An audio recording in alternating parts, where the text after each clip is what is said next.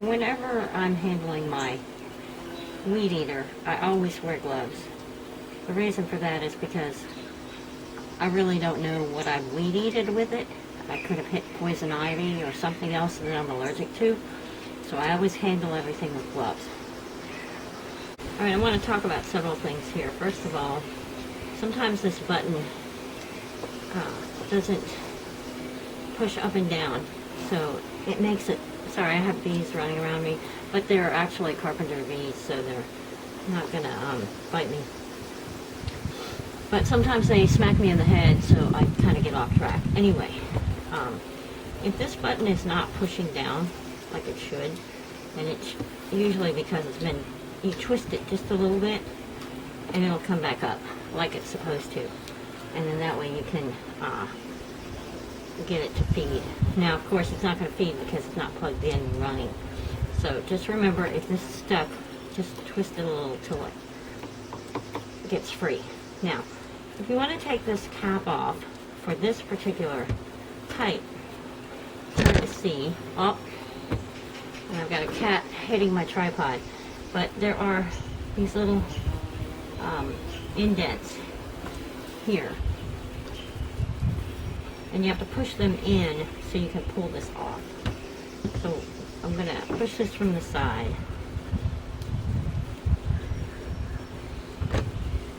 Okay.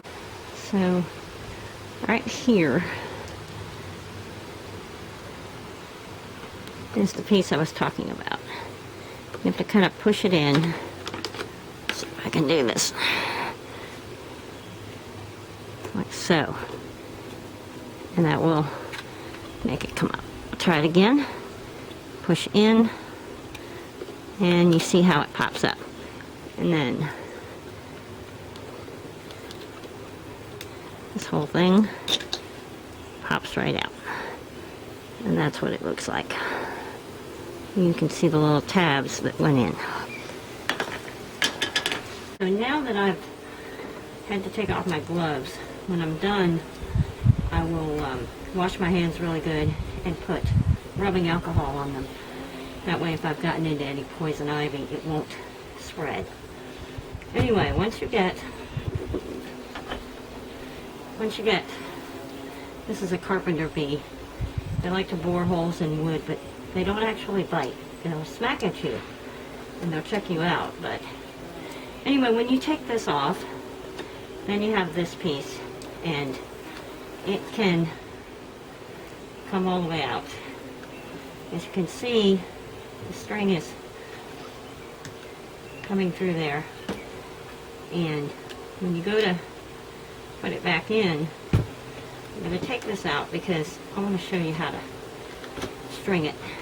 So when this becomes empty, you'll want to look at the arrows, and you might be able to see, but there's an arrow pointing this way, which means when you wrap the string, you want it to wrap in that direction, because if it's wrapped in that direction, it will extend like it's supposed to.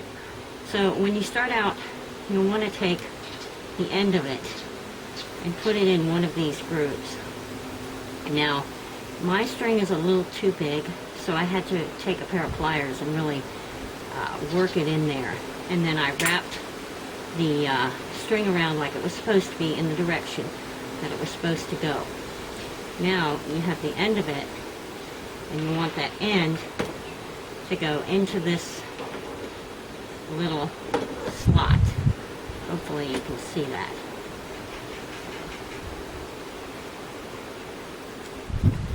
And then as you go to put it in, you have to try and make sure that this comes up above this lip.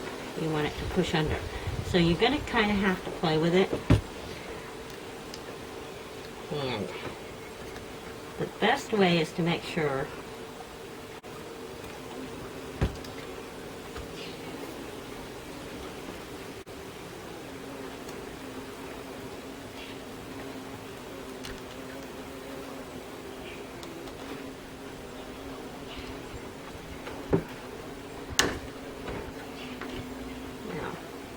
if you've gotten it, you can easily pull this out. And then once you have it where you want it long enough to just go to the edge of here, then you want to take this and you want to line this back up with these little slots. Place it back over and push down till it snaps. Now, again, you want to make sure that this moves up and down freely. If not, you'll twist it around until it does. Pull this tight, make sure it goes, and then you're ready to go. Now you can plug it in and start using it. And this little cutter here will cut the string for you.